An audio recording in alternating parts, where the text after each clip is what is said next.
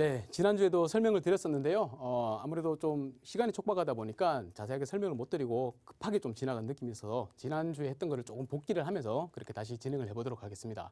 현재 한국은행의 기준금리는 1.25%입니다. 자, 8월 달에 한번 올렸고요. 0.5%에서 우리 보통 금리를 인상할 때는 0.25%씩 올리죠. 굉장히 충격을 주지 않기 위해서 그렇습니다. 자, 그래서 0.25% 올리고 또 11월 달에 2% 올리고 또 1월 달에 또 0.25%로 올려서 지금 현재는 총 1.25%의 시장 기준금리를 형성을 하고 있습니다. 이거는 보시면 기준금리일 뿐이고요. 기준금리가 올라가면 이 기준금리에 반응 맞춰가지고 장기금리죠. 우리 주택 에 관련된 코픽스나 이런 금리들도 다 움직이게 돼 있습니다. 그래서 예전에는 뭐 2%대, 3%대의 이자율을 내셨던 분들이 이제 좀 더 올라가는 그런 버거운 상황이 이제 오게 된다라고 말들을 많이 하고요. 또 언론에서도 보면 그런 기사들이 많이 나오는 것을 볼 수 있습니다. 그래서 굉장히 좀 불안하시죠. 자, 그런데 일단 기본적으로 이 금리가 왜 오르는가부터 한번 좀 차곡차곡 살펴봐야 될 것 같습니다. 자, 우리 금리는 우리 한국의 금리는요. 세계 금리하고 되게 좀 연동이 되어 있습니다. 지금은 전 세계가 글로벌화 돼 있어서 다 얽히고 설키고 엮여 있어 가지고 어디 한 군데가 금리를 올리면 같이 이제 따라 올라가게 되는 그런 상황이 생기고 있습니다. 그중에 가장 중요한 나라가 바로 이 미국이죠. 전 세계가 똑같습니다. 유럽이든 뭐 아시아든 아니면 아메리카든 상관없이 이 미국의 기준금리가 어떻게 되느냐에 따라서 본국의 기준금리를 이렇게 움직이고 있는 상황이에요.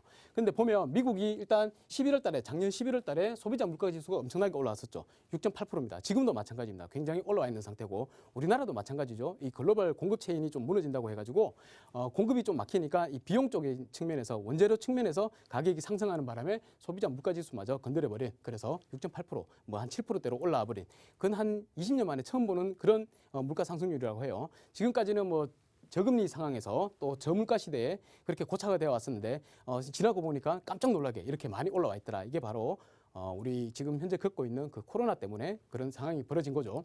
그래서 어쨌든 미국에서는 연준에서 그렇게 얘기를 했습니다. 연준에서 인플레이션은 계속 일시적인 현상이었다라고 일시적인 현상이다라고 말을 했었는데 11월 달에 이제 그 문구를 삭제를 해버렸다는 거죠. 이 말은 앞으로 계속해서 인플레이션이 올 수 있을 것 같다라는 내용입니다. 그리고 그와 더불어 이제 우리가 시중에 돈을 많이 풀었고 계속해서 돈을 풀고 있었잖아요. 그 계속 풀고 있었는데 이 푸른 거를 갑자기 이렇게 중단을 시켜버리면 텐트럼이라고 그러죠. 발작이 일어나게 되는데 그거를 막기 위해서 우리가 테이퍼링이라는 제도를 둡니다. 미국에서 테이퍼링이라는 제도를 두고 요즘에는 테이퍼링도 많이들 알고 계시죠. 이 테이퍼링이라는 게 갑자기 확 끊어버리는 게 아니고 점차적으로 조금씩 줄여든다는 게 테이퍼링의 의미입니다. 그래서 원래는 월 뭐 한 1200조 1200억 달러죠. 1200억 달러를 이렇게 계속 풀다가 조금씩 줄이는 방향을 월 150억 달러씩 계속 줄였어요. 그런데 요거를 가지고 300억 달러씩으로 줄이겠다. 더 많이 줄이겠다. 이 말이죠. 그러니까 안 주는 건 아니고 조금 줄이는 폭을 크게 만들었다는 얘기죠. 그래서 한 3월 달이면 끝날 수 있도록 이제 2월 달이니까 다음 달이면 끝날 수 있도록 그렇게 만들었다라는 내용이고 다수 위원들이 2022년에는 금리 인상을 한 3회 정도 더 해야겠다라는 이런 내용들이 들어가 있었습니다. 그리고 제일 중요한 게 이제 양적 긴축인데요.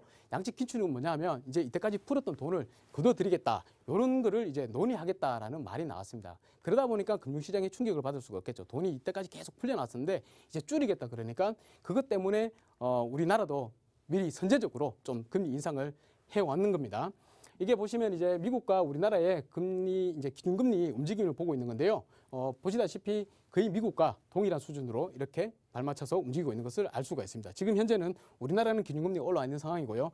왜냐하면 미국이 아까 보셨듯이 올린다고 그러니까 선제적으로 좀 올리는 그런 인상이 깊습니다. 자, 그런데 이렇게 금리만 올렸다고 해서 주택을 갖고 계신 분들이 그렇게 불안해해야 하는가? 그걸 위해서 이제 제가 보여드리는데요. 보시면 우리가 이제 기준금리를 인상한 시기가 있습니다. 이렇게 보시면 기준금리를 이렇게 인상을 했죠. 자, 인상을 했는데 여기 보시면 기준금리를 인상한 이 시점에 어떻습니까? 바로 아파트 가격은 꾸준히 계속 상승을 해왔다는 거죠. 상승을 해왔습니다. 오히려 내리든 아니면 올리든 상관없이 계속해서 올라왔는 걸 볼 수 있고요. 오히려 어떻게 보면 2012년도, 11년도 이때 이제 물가 상승이 계속 있었으니까 그때 금리를 올렸단 말이에요. 그리고 나서 금리를 다시 내리는 상황에서 오히려 주택 가격이 또 올라가는 꾸준히 횡보를 하면서 약간씩 올라가는 그런 상황을 보였고요. 금리를 내리니까 올렸는데 만약에 아까처럼 금리를 이렇게 인상한다고 해서 과연 이렇게 주택 가격이 고꾸라질 것이냐 이거는 아니라는 거죠. 상황을 좀 더 지켜봐야 되겠지만 만약에 금리 인상에 따라서 주택 가격이 무너진다 그러면 제일 먼저 살펴봐야 될 게 뭐냐면 바로 우리가 그 이자 내는 가구가 연체율이 얼마나 올라갈 것이냐, 이게 중요한 겁니다. 지금 현재는 연체율을 걱정할 필요는 전혀 없습니다. 0.2% 정도밖에 안 되니까 1%가 안 되는 걸로 알고 있습니다. 이 퍼센테이지가 높아지면 그때는 좀 고민을 해야 되지만 그냥 단순히 금리가 인상됐다고 해서 주택 가격이 떨어지는 것은 이전에 볼 수 없었던 상황이다. 그래 앞으로도 그럴 것이다 라는 게 제 의견이고요. 그것보다 더 중요한 게 뭐냐면 지금 현재 시중에 풀리고 있는 돈이 더 많아지고 있다는 게 문제예요. 보시다시피 2022년 올해 예산이 607조입니다. 단 한 3년 전 2020년만 보더라도 2020년에 500조로 딱 되었는데요. 그전에는 100조가 늘어난 데까지 4년, 3년 뭐 이렇게 걸렸는데 이제는 2년 만에 거의 100조가 더 인상돼 버렸습니다. 앞으로도 더 그럴 것이고요. 왜냐하면 정책을 세우는 일반자들은 경제가 성장하기를 바라기 때문에 돈을 자꾸 풀어서 경제를 성장시키기를 원합니다. 그래서 앞으로도 계속해서 돈이 더 풀릴 것이다라고 예상이 되고요. 이렇게 돈이 더 풀리게 되면 우리 신용통화 창조 시스템이라 그러죠. 보론통화가 한국은행에서 한 1억만 나온다라 하더라도 이 1억이 거의 한 15억이 가까이 되는 그런 대출을 이용해서 자꾸 이 돈이 불려지기 때문에 그렇게 돈이 더 커지게 된다는 것입니다. 그래서 중요한 게 뭐냐면 보론통화가 한국은행에서 우리 발행을 하죠. 아까 보셨듯이 예산안이 이렇게 집행이 되면 200 정도만 나온다 하더라도 광의통화가 그러니까 은행에서 인해서 불어난 통화가 거의 한 15배, 3천조 원 이상이 불어나 버린다는 것입니다. 앞으로도 이게 더 올라가게 되면 광의통화는 더 증가하게 되겠죠. 그런 만큼 자산의 가격은 더 오를 수밖에 없다는 것입니다. 현금 가치는 그만큼 떨어지게 되는 것이고요.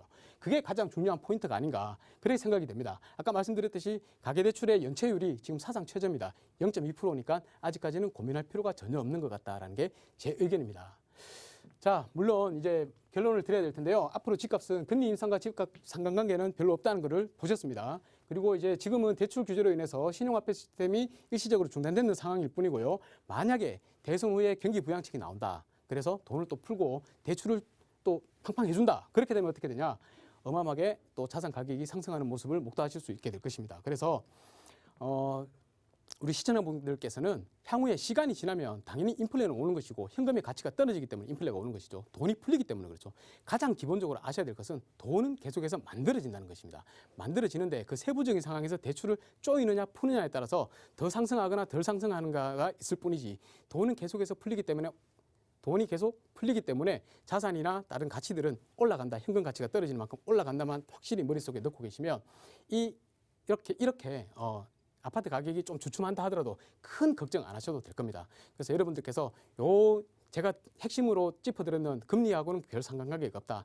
단지 대출을 쪼이느냐 푸느냐에 따라서 상관관계가 있다는 것을 명심하시고 여러분들께서는 투자에 그냥 계속 지금껏 하듯이 그렇게 하셨으면 좋겠습니다. 너무 불안해하지 말라는 의미에서 오늘 강의를 드렸으니까 이 정도로 마치도록 하겠습니다. 감사합니다.